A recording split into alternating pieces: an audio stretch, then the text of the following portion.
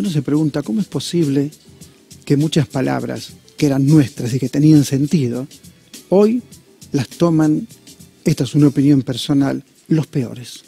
¿Cómo es posible? Leandro Santoro, un gusto que estés acá. Muchas gracias, Osvaldo.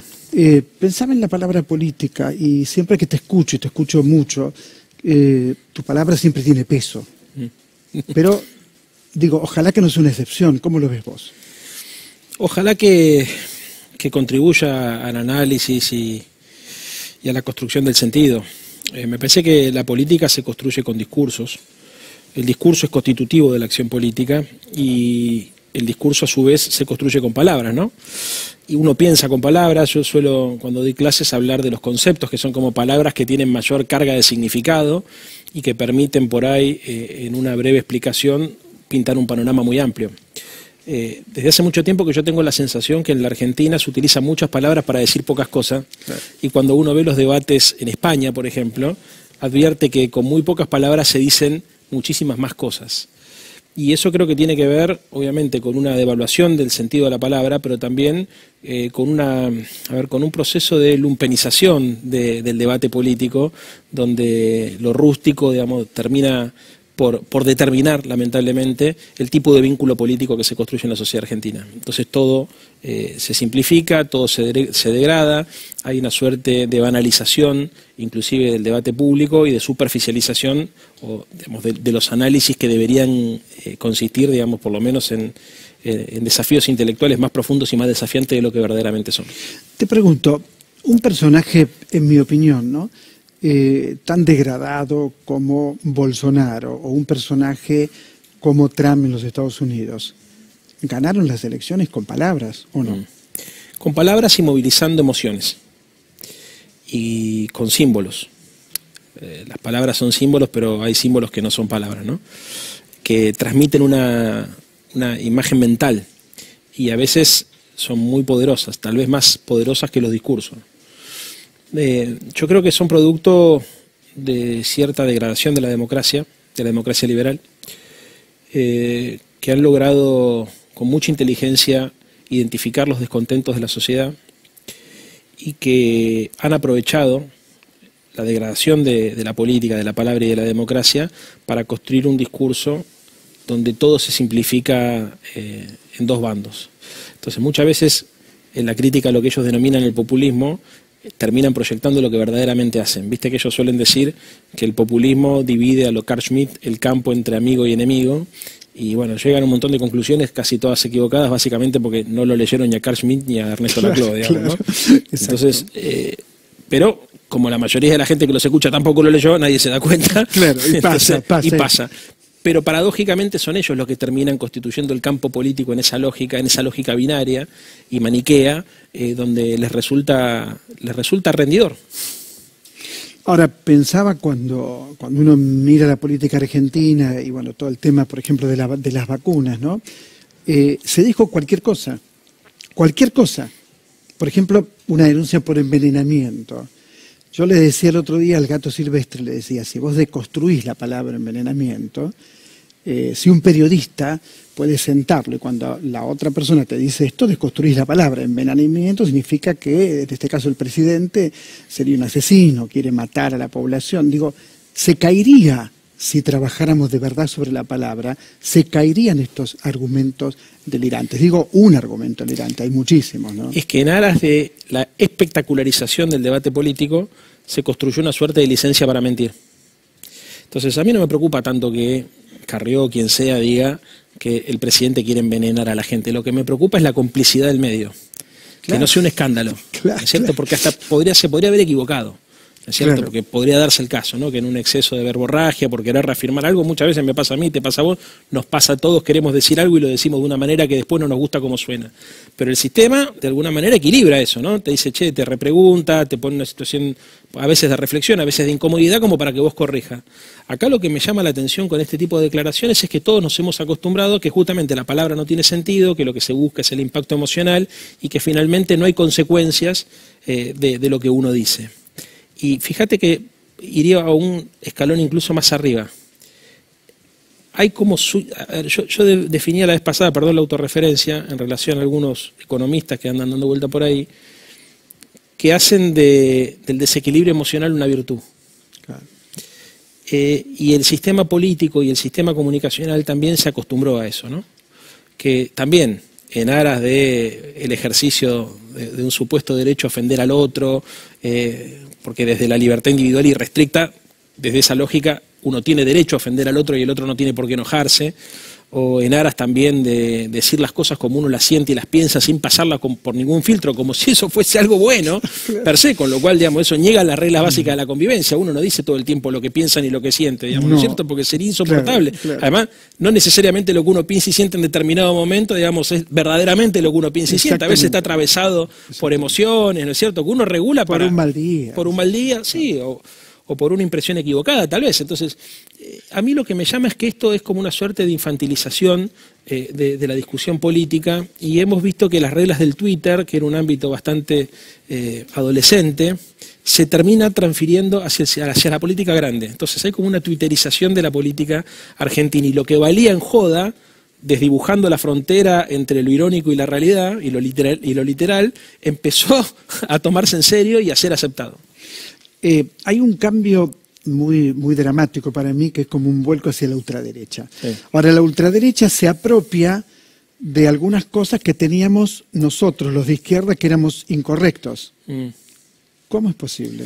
Bueno, charlábamos atrás de cámara sobre un libro que ha editado Siglo XXI, que se pregunta por qué la rebeldía se volvió de derecha, cuya tesis, me olvido el nombre, me acuerdo el nombre de Pablo. Sí, yo tampoco me acuerdo el nombre del autor, es verdad, no importa, porque no lo recibí el libro todavía, no lo tengo. Sé que escribe sobre Bolivia, estuve averiguando sobre él, me pareció muy lúcido el análisis. Bueno, pero la tesis es, la corrección política terminó transformando a la izquierda en conservadora y a la derecha en rebelde. Si además se le agrega que desde la izquierda tenemos la sensación que el futuro del capitalismo es mucho peor que el presente, ellos han encontrado una explicación por las lecturas que hacen sobre nuestro discurso a nuestro desarrollo argumentativo, y nos han puesto de manera inteligente a nosotros en el lugar de los conservadores, siendo ellos los que tienen la posibilidad de pensar los sueños y las utopías, ¿no?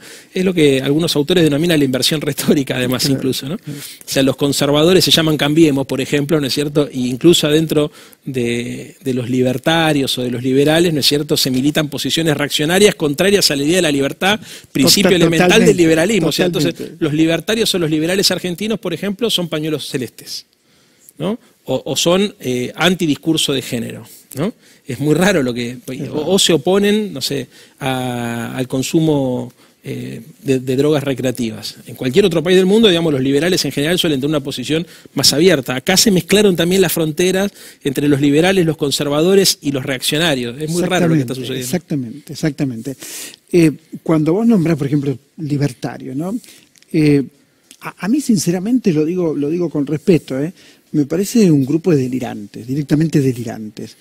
Ahora, cuando van las cámaras y se acercan a ellos, en televisión diríamos garpan. O sea, provocan un atractivo. No en este programa, no en la televisión pública, la verdad creo que en la televisión pública no, pero los medios o algunos medios los buscan, porque hay un atractivo. Ese atractivo tiene que ver con la performance. Que la performance es algo, desde Jacques Levet, los happening, bueno, toda la historia, es algo revolucionario, es algo que se usó, que lo usaron mucho los pañuelos verdes, que son como puestas en escena. Y parecería ser como que lo intuyen, ¿no? Personajes como Milei, por ejemplo, intuyen que trabajan en teatro. Milei aparece en los teatros, en serio. Sí, no es un fenómeno igual local, es un fenómeno global. Es un fenómeno global. Lo hablaba con mi amigo Jorge Alemán el otro día, y me cuenta que en España también. ¿Qué pensás de esta teatralización de la política? Bueno, obviamente no me siento cómodo, a pesar de que yo muchas veces también tengo que utilizar esos recursos para dar algunos debates. Pero bueno. No, pero yo te hablo de una teatralización de vestirte de presa. Como no, eso no. Pero inclusive, a ver, subir el tono de voz, voy a algo más mínimo, ¿no? O sea, cuando toda la discusión se traduce en la verdad versus la mentira, el bien versus el mal, ¿no es cierto? A ver, en el fanatismo, o en el dogmatismo, a veces esa discusión deviene naturalmente, digamos, en que se impone el más fuerte, digamos, ¿no? Eso es la derrota de la política y la derrota del diálogo y de la palabra, sí, claramente. Yo creo que ellos, en realidad hay toda tendencia que entiende que la política es entretenimiento, y para eso creo que tienen tres claves de construcción discursiva y simbólica. Primero, un discurso tiene que ser veloz, tiene que ser contundente y tiene que ser divertido. Entonces, si construyen el clima con esas tres premisas, hacen rating, y si hacen rating terminan siendo negocio para el sistema. Bueno, sí, claro. Ahora, lo que se pierde es la profundidad, lo que se pierde es la reflexión, y lo que se pierde es la seriedad, que en realidad debería ser lo primero. O sea, vos cuando discutís de política discutís de cosas muy serias. Entonces no puede estar todo el tiempo banalizando el debate estructural de los problemas de las argentinas y de los argentinos, ¿no es cierto? Porque en realidad es como una estafa, porque en nombre de defender a los que han sido perjudicados por la democracia liberal y los que se han visto marginados por el estado de bienestar o excluidos del estado de derecho, los tipos construyen un relato donde obviamente solamente ganan los más fuertes y los más débiles quedan desplazados, donde obviamente las minorías, digamos, quedan relegadas, ¿no es cierto?, en una suerte de culto, además, del hiperindividualismo y del éxito solamente como la supremacía personal. Pues fíjate que tienen necesidad todo el tiempo, desde un narcisismo herido, de mostrar que ellos son mejores y que son superiores. Cada vez es callate, los insultos que tienen en las redes sociales es callate, no existís, o sea, te niegan tu existencia, ¿no es cierto? La verdad que yo también creo que es absolutamente delirante, y nuevamente lo que más me preocupa es la aceptación, digamos, que empieza a tener este tipo de práctica por parte de personas que no deberían hacerlo. Pensaba en lo que le pasó a Lula, 580 días preso, por la convicción, entre comillas, íntima del señor Moro, a quien recibieron acá con los brazos abiertos, ¿no es cierto?, cuando estuvo en la Argentina, pero lo lograron. Es decir, no lograron y no van a lograr que perdure Bolsonaro, pero lograron sacarlo del medio en el momento que ellos sentían que había que sacarlo del medio. Y ahí hubo también un aparato discursivo monumental, y tuvieron éxito, porque lo metieron preso, o sea, tuvieron éxito. Entonces, yo digo, ¿cómo desde otro lugar podemos desarmar esos discursos? Desarmarlos, convertirlos en lo que son nada. En la historia de la democracia moderna, y obviamente en la historia de la humanidad también, las personas como nosotros, en general, partieron más veces de las que ganaron. Claro, sí. Entonces, lo de Lula preso, en realidad es la regla, no es la excepción. Lo que pasa es que veníamos de una época donde sentíamos que teníamos posibilidades de cambiar el mundo, de cambiar la realidad, de cambiar el sentido de las injusticias, ¿no? Mirá, sin duda, el debate político se traba en la construcción del sentido de la hegemonía, ¿no?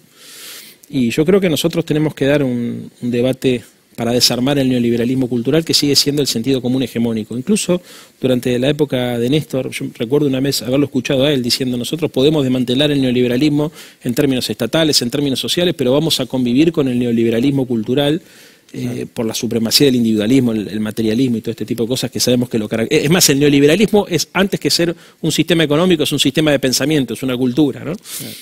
Entonces, ¿cómo se hace esto? Bueno, yo creo que hay que generar crisis en el sentido común. Mirá, a la Matrix no se la enfrenta de frente, hay que meterle virus. Y hay que lograr que falle y que la gente se dé cuenta que algo falla en el programa, para que eso despierte la vocación de tomar la pastilla roja y desprenderse de toda esa construcción simbólica, que es la que hace que nosotros naturalicemos barbaridades como esta que estamos contando acá. ¿Puede ser que el discurso progresista en algún momento no se haya convertido en acción y mucha gente perciba eso? Es casi una autocrítica. Sí, yo como autocrítica también lo hago. Además, yo creo que está viejo el discurso de la centroizquierda, de la izquierda democrática, feminista. Hay muy pocas novedades. Tal vez la revolución de las chicas fue la última novedad importante. Se insinúa algo con el tema de la defensa del medio ambiente, pero hay que renovar el arsenal teórico, hay que renovar las palabras. O sea, nosotros no podemos hacer política con las mismas palabras que hacíamos en 1970, ni en 1990, ni en el 2010.